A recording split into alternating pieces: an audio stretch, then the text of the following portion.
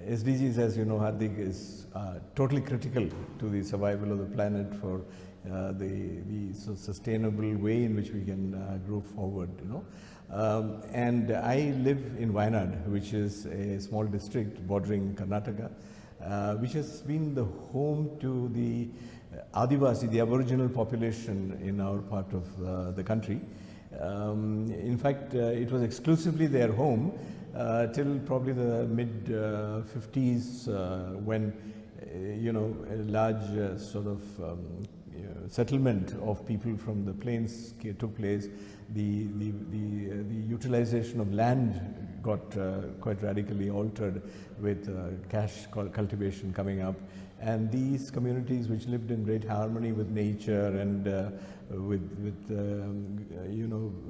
excellent health and so on, have now been pushed very much into the margins. They are mostly landless, and they suffer from the sort of challenges which Aboriginal communities in various parts of the world face today as well.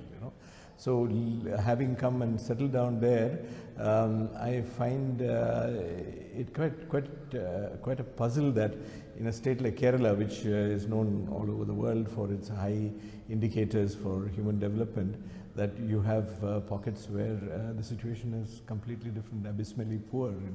So what we try to do is to look at some of these communities and see why is it that some of our mainstream interventions are not quite successful in reaching them.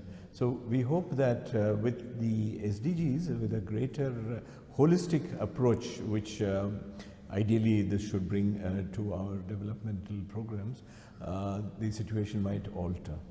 We believe that Wayanad is situated in a very particularly advantageous position to show the potential of becoming a model for sustainable development.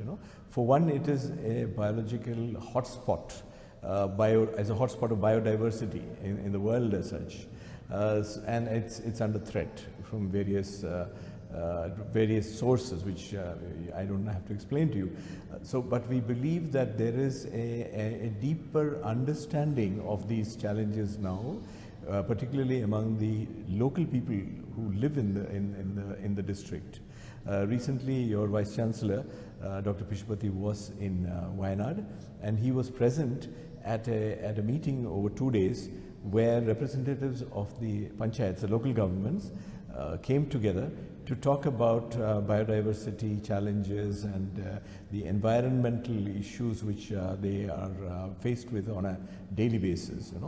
And there were several people who, I think the most important commonality they shared was a commitment to find a solution.